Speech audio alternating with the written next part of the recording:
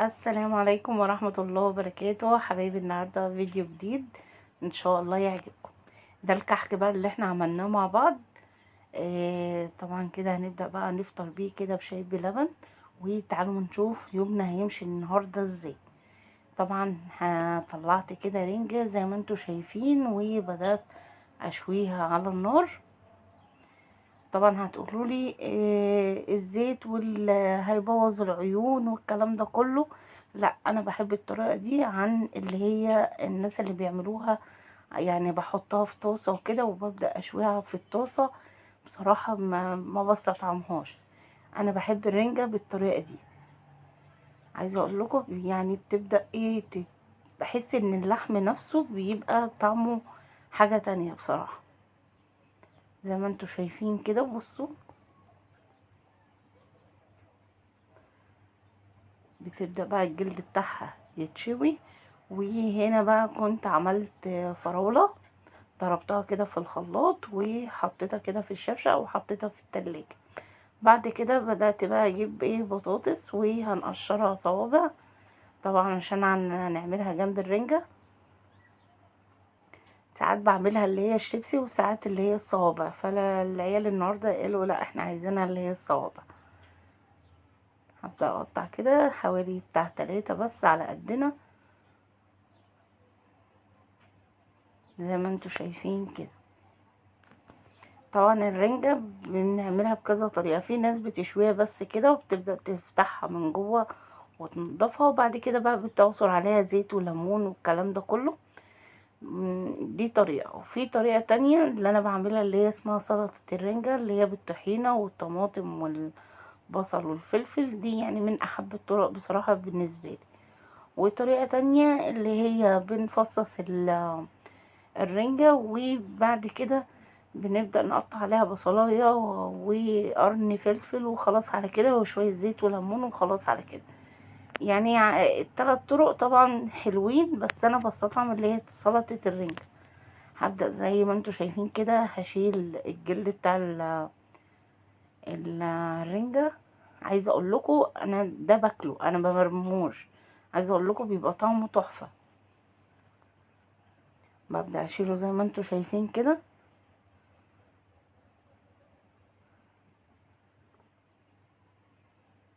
بالطريقة اللي انتوا شايفينها كده. لو في اي لحم في الجلد ببدأ اشيله. بصوا.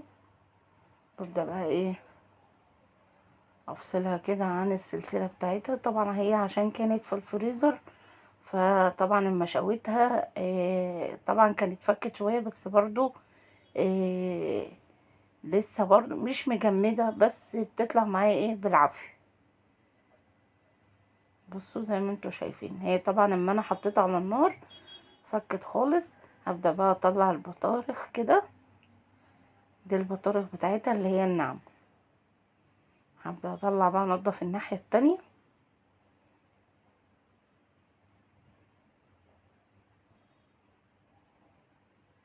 اهو زي ما انتوا شايفين بنضف بقى اي حاجة بقى فيها ولو في شوك او الكلام ده كل ده بيتشال. وبرضو هطلع برضو البطارخ وهبدأ بقى انضفها كويس. وطبعا الراس بالسلسلة طبعا هتترمي.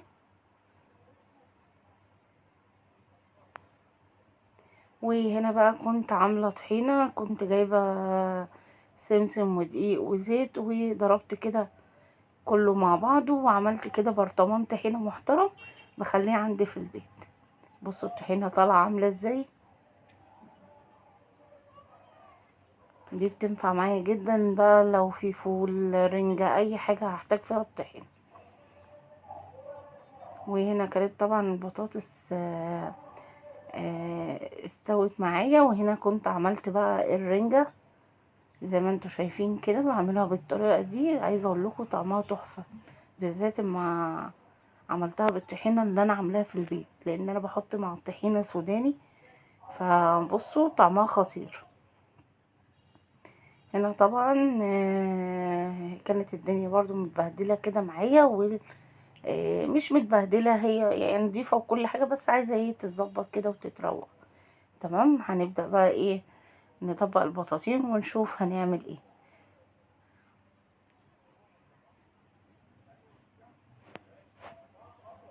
اهو زي ما انتوا شايفين هنبدا نخش بقى على الاوضه التانية.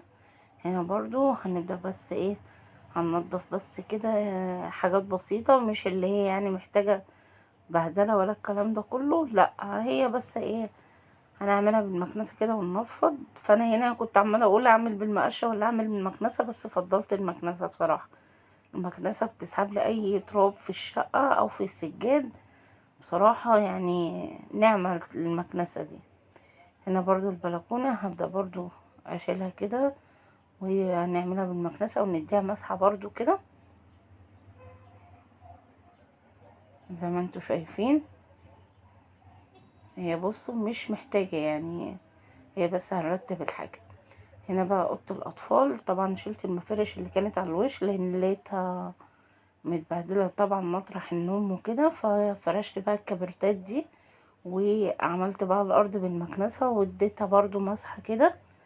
شلت طبعا السجاده واديتها ايه مسحه كده برضو ايه تدي روح كده للمكان.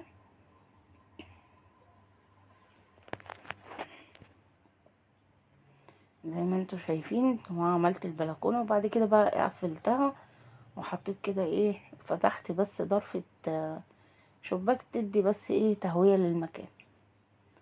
وهنا برضو عملتها بالمكنسة وقلبت. هنا بقى الكبرتة دي كانت على الناحية التانية، هي وشين الكبرتة دي، فقلبتها على الوش التاني. وهنا نفضت بقى يعني ايه حاجات كده ايه بسيطة، يعني مش اللي هي محتاجة ان انا ايه انزل بقى واغير فرش ولا الكلام ده كله، لا. وهنا بقى جيت على بالليل عملت لهم بقى صينية الفراخ اللي انتوا شايفينها دي، وعملت جنبها رز بسمتي. عايزه اقول لكم كان طعمها تحفه. بصوا الجمال.